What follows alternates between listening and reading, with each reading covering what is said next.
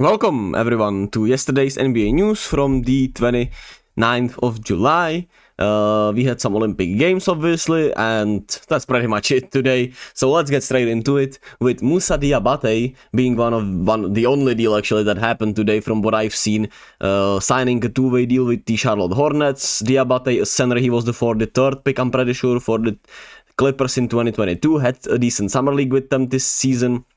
And he gets a chance with the Hornets. If Mark Williams once again can stay healthy, he might get a good chance with the Hornets. We'll see obviously how that works out, but that's a good deal for the both sides. Some upside there for Charlotte, and obviously some chance to get some playing time for Diabate. Jayson Tatum will play in the next USA game. That's the biggest news stuff today. JT, man. I guess the matchup didn't warrant him for Team USA, and at the end of the day against South Sudan, where they have much more lengthier and obviously bigger athletes, it makes sense that Tatum will get some playing time in that game. We'll see how that works out.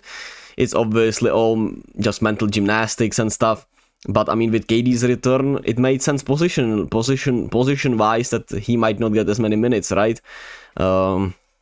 Maybe a DMP was cruel, but I don't think it's anything personal against Tatum at the end of the day, right? I think he is great, but maybe he can't be a pure catch and shoot guy, could stagnate the offense in some ways and plays.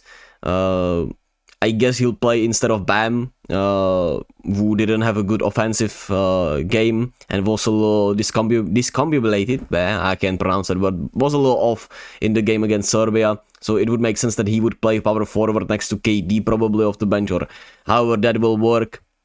And he'll get some playing time there. And everyone will be happy at the end of the day. As he said, he's good.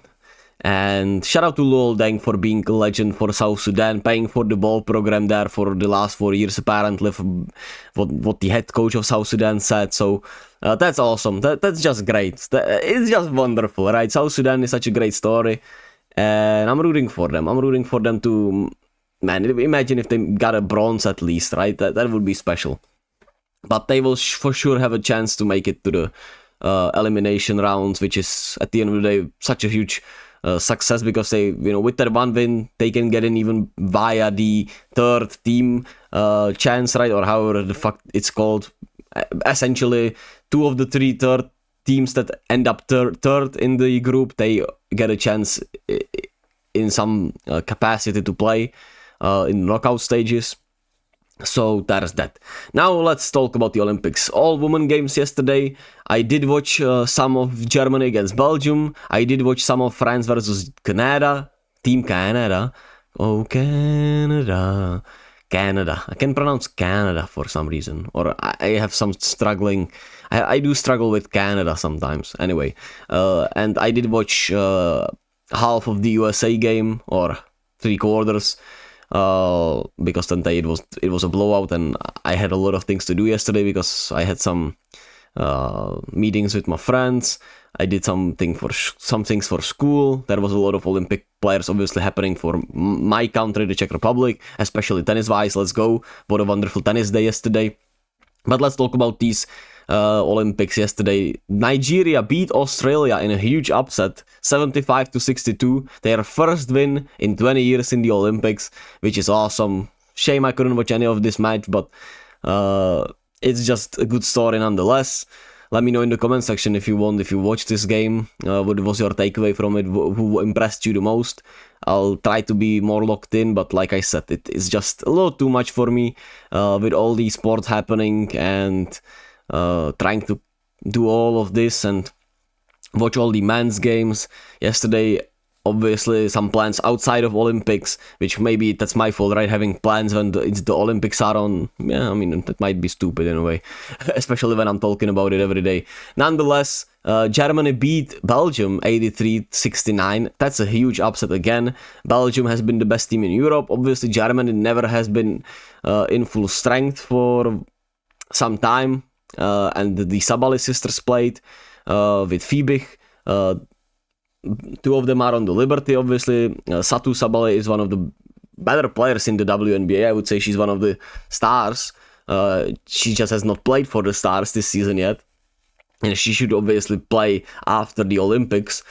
And I was surprised that Belgium was favorited by that much, but at the same time I knew that they were this good, Belgium that is, in Europe. But I did feel like this could be an upset, and Germany was just sensational. And the Sabali sisters are awesome, Phoebe is awesome, 3 awesome players, does work a lot, right? Still a huge upset. Emma Miesemann still had a really solid game, but wasn't enough for Belgium, who just got down too quick, and they weren't able to shrink the lead enough and put more pressure on Germany. And even when they did put some pressure on Germany, Germany always responded. Then France beat Canada. Canada couldn't knock down anything. France played really good defense, and offensively they did more than enough to just win. It was a great team effort for them. Everyone contributed, 75-54. And lastly, obviously, we have the US team defeating Japan. Aja Wilson, still the best player in the world, 102-76 for US. They certainly did not need Caitlyn to beat them. Shout out to the guy with that sign, and that's all there is to it, right? US started off, I don't know if sloppy, but the Japan team had a lot of speed. They had a lot of speed on that team, and they were knocking down a lot of 3-pointers in the first half, which is why the game was pretty close for the first half, but then they just separated. Obviously, what's the best way to beat any team that's favorited against you or superior to you, or when you're the David versus the Goliath? It's obviously in basketball going to be if you can limit the turnovers, rebound well, and shoot the 3-ball in lights out situations, which even if you do that and you're such a big underdog, it might not be enough, right? And it was not enough even at the half, but it was at least really competitive, and it was a fun matchup. Japan really did put it on, especially with the 3-point shots. And the speed was sensational. So I'm excited to see how they, look against other teams in their group, which I'm actually not sure who is. That's on me. I'll do better. I'll try at least. So our prediction record is 10-2 because I did predict Australia and Belgium. But I did predict France and US, of course. So shame. Really sad that I didn't get it. But I mean, it makes sense that I wouldn't get the full... I wouldn't get women's tournament, right, because I've just not been tapped in as much as I'm not sure if won, but I'd like to be. I do want, but at the same time I have too many things going on, so I guess you just can't do everything at the end of the day. That's the best and worst thing about life. You have so much thing to do, so many things to do, and so many things to try, so many things to watch, so many things to just absolve, and you just gotta sometimes pick and choose what it is.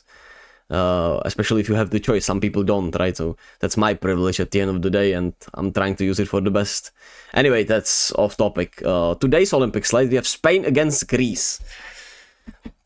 Spain did play well in their first game against Australia, but Greece played also really well. It was Giannis against the world, obviously, but they played against Canada, which is obviously one of the favorites. So I'm gonna go Greece. I'm gonna go Giannis having a monster game against this Spain team that is older, that doesn't have, that much of a rim protection. And I'm gonna hope Giannis just carries Greece and somebody joins in from the 3-point line at least.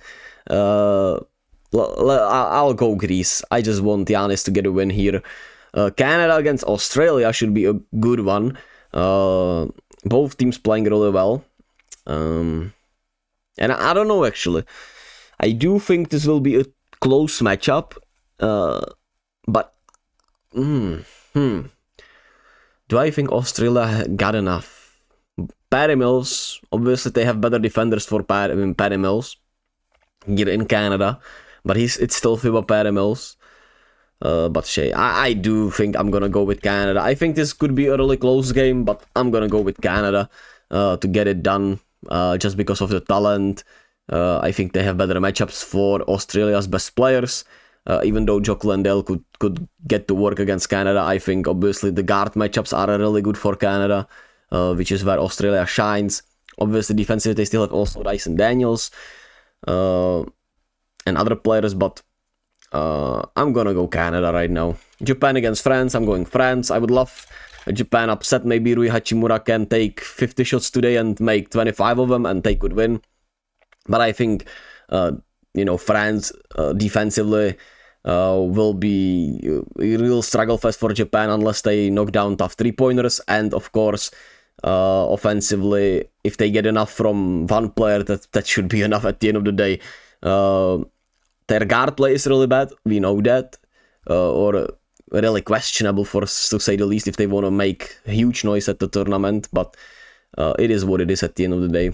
I'm still going France, and Brazil against Germany, I'm going Germany. No question there for me. Brazil is a good story, but the Germans are on a mission. They have everything they need, they have more talent, and they obviously play really good team ball as long as Dennis Schroeder doesn't overdo his thing, which can be a little bit of an issue in my opinion for Team Germany. I think they'll be more than fine here against Brazil. I know no cutthroat analysis here, but it's the size, length, speed. Obviously they have better isolation players. They do better in the pick and roll, and what else is there to say really, right? I guess that's it for me. Anyway, thank you all for listening, thank you all for watching. Sorry for a weird episode, in my opinion. Or not sorry, it is what it is. That's life, right? Sometimes you just... you're not gonna have it, but sometimes you're not gonna have your best, and that's also fine.